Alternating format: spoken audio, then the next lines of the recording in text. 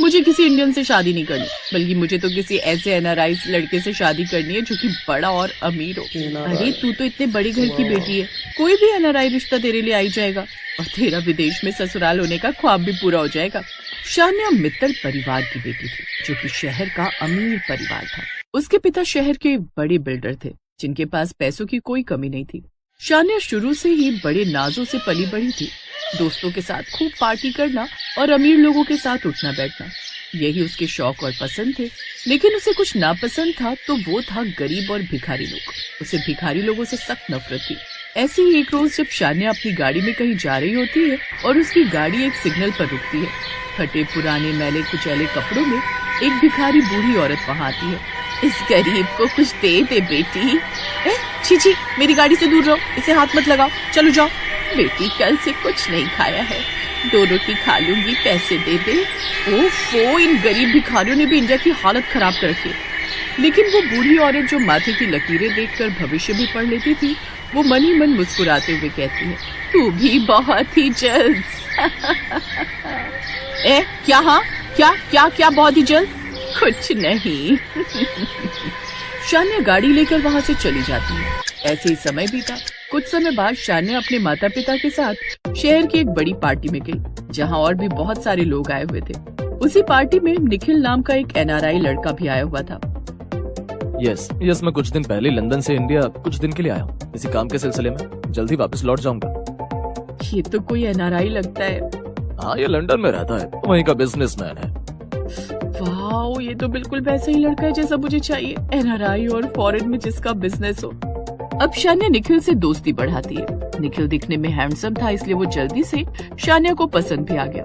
दोनों की दोस्ती प्यार में बदली और दोनों में प्यार हो गया। फिर एक रोज, निखिल, अब मुझे इंडिया में नहीं रहना है, मैं यहाँ रहकर बोर हो चुकी हूँ, अब मुझे विदेश में सेटल होना है, वहाँ तुम्हारे फैमिली बिजनेस में हाथ बटाना है।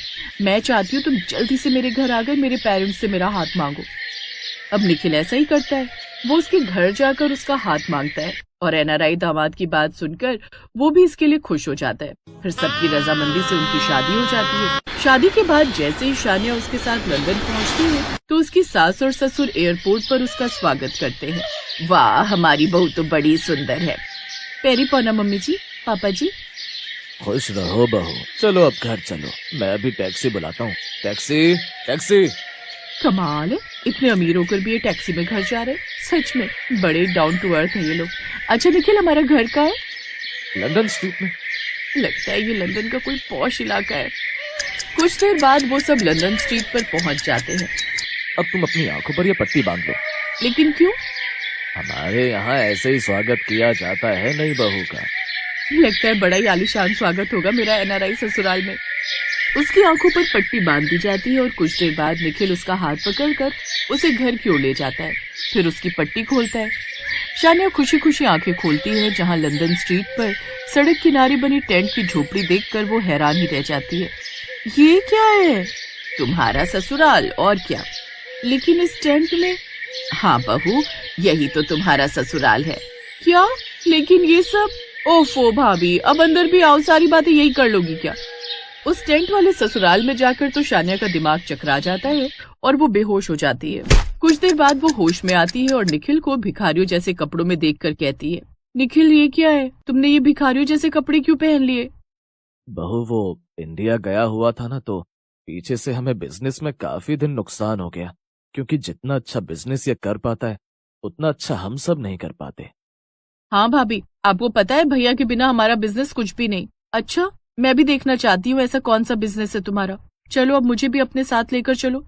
वो सभी शान्या को अपने साथ लेकर जाते हैं, जहाँ रेस्टोरेंट्स और कैफे के बाहर खड़े होकर निखिल अपना गिटार निकाल कर बजाने लगता है। आने जाने वाले लोग पास में हाथ में कटोरा लेकर खड़ी उसकी बहन, माँ और पिता के डब्बे में भीख डालते जाते हैं। फिर कुछ देर बाद, ये सब क्या है?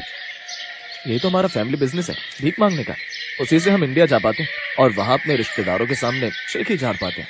और अब तुम भी हमारे इस बिजनेस में हमारा साथ देना। याद है ना, तुमने ही कहा था तुम हमारा फैमिली बिजनेस ज्वाइन करोगे। ये सुनकर शान्या अपना माथा पकड़ लेती है। साथ ही उसे उस भिखारी अम्मा की बात याद आती है, तुम भी बहुत जल्द हमारी तरह। अब उसे समझ आ रहा था कि गरीब और भिखारियों के साथ उसने जो व्यवहार किया था उसका उसे क्या परिणाम मिला। इसीलिए कहते हैं किसी भी गरीब इंसान से नफरत नहीं करनी चाहिए और ना ही उनकी गरीबी का मजाक उड़ाना चाहिए, बल्कि जितना हमसे हो सके उनकी मदद करनी चाहिए, क्योंकि क्या पता जिंदगी कब आपको कौन सा समय दिखा दे।